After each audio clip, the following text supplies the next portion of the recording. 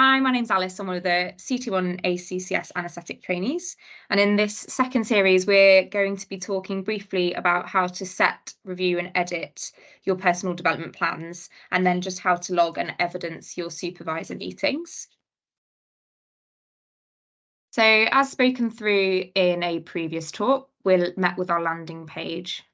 And then what we want to do is we want to go to the development section and select personal development plans. So we click personal development plan, which will bring up this here. You can see that your old PDPs are here and your goals and completion and the dates. What we want to do is we want to select create PDP. So here you can fill in all of the sections and they are all mandatory. And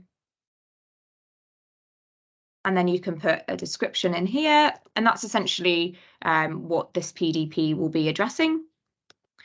And then we'll set a random date. This will obviously be for whatever your placement duration will be. And then we'll just click create PDP. This will then take you back to this stage here. And what we want to do is we want to click back into this so that we can edit it. So this will then bring up what we've just created and when we've created it. Then what we want to do is, obviously your description would be up here and you can edit that, but we just need to create some goals.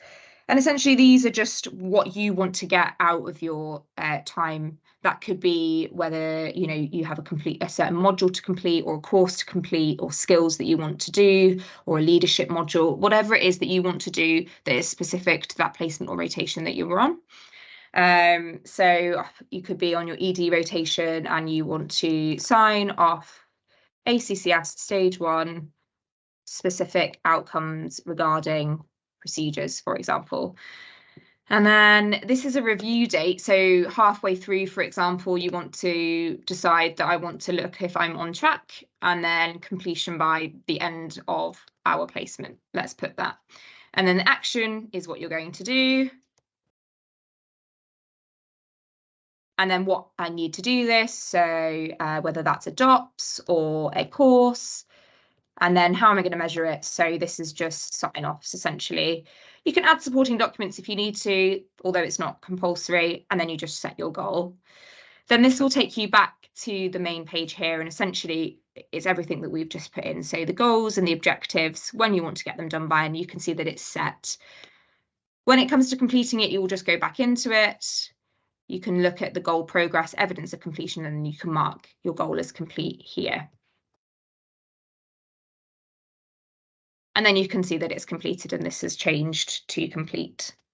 So that covers PDP. So we're going to now move on to talking about supervisory meetings.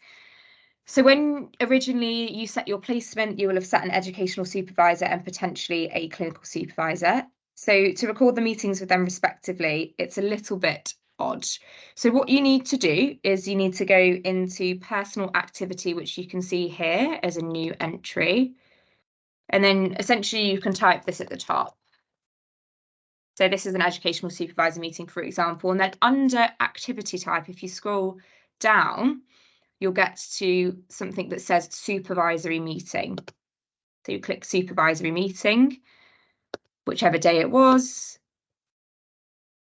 Yeah. And then in here, you can just put details of who attended, what you spoke about, if there's any milestones that you've talked about or that are appropriate. Key capabilities are kind of important here. Some of the key capabilities do include kind of keeping up with professional activities such as supervisor meetings. So you can add and link those there as appropriate. Some people like to add a supporting document, whether that's minutes of the meeting or an email just confirming that you did in fact have the meeting, so that there's something there, although this is not compulsory, and then you want this to be visible.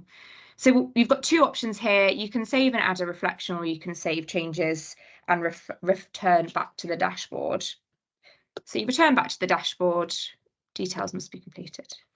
There you go. So that just shows you that all of the sections are mandatory. So we've gone back now, and then essentially we can see that that has logged there as an educational supervisor meeting.